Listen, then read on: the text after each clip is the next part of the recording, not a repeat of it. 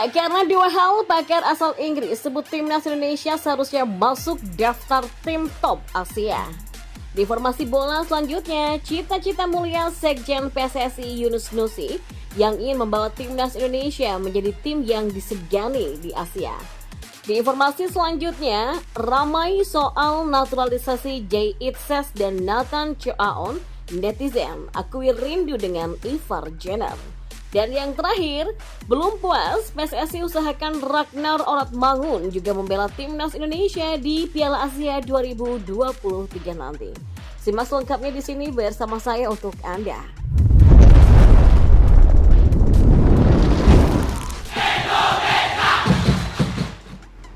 Ya, timnas Indonesia tidak lama lagi bakal berlaga di ajang Piala Asia 2023 yang berlangsung di Qatar. Ya, turnamen sepak bola terbesar di Asia itu dijadwalkan berlangsung pada 12 Januari sampai 10 Februari tahun depan.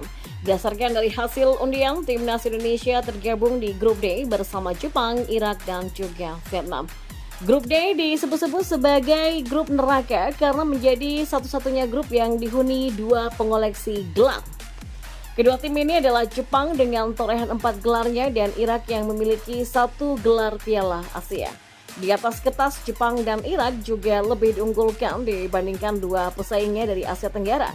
Lebih baik secara peringkat, Jepang dan Irak juga diprediksi akan menduduki dua posisi teratas di grup D.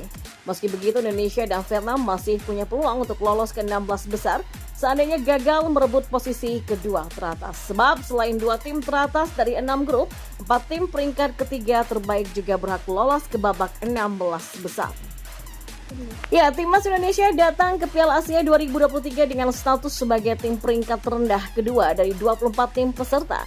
Berdasarkan rilis ranking FIFA terbaru pada 30 November lalu, Indonesia saat ini bertengger di peringkat 146 dunia.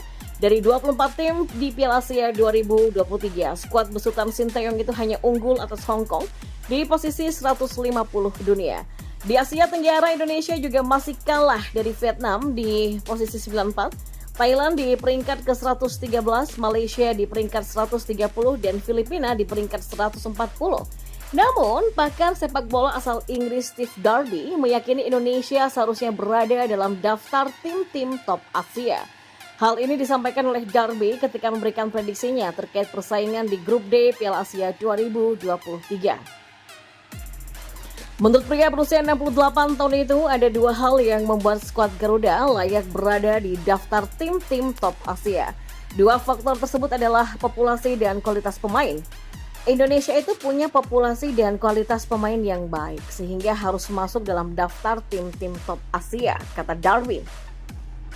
Sayangnya, hingga saat ini Indonesia masih kesulitan untuk bersaing di level Asia dengan besarnya populasi penduduk. Terlepas dari itu, Darby memprediksi Jepang akan menjadi tim teratas di grup D yang disusul oleh Vietnam di posisi kedua. Tapi kita harus realistis bahwa Jepang akan menjadi tim teratas di grup.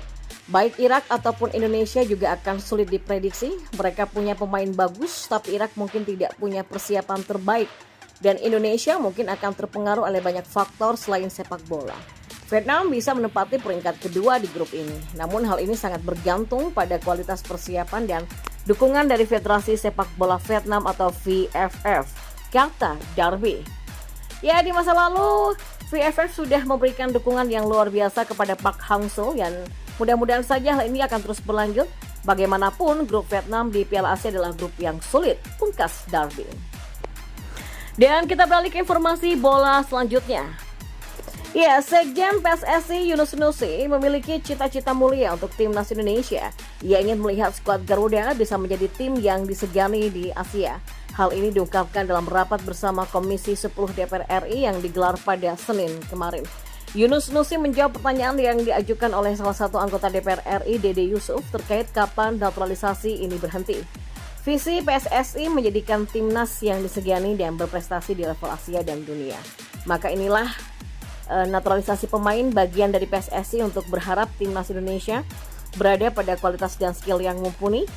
Dan PSSI juga berharap timnas dijadikan sebagai timnas yang disegani di Asia, sekaligus juga dalam rangka untuk persiapan Piala Dunia 2026, katanya.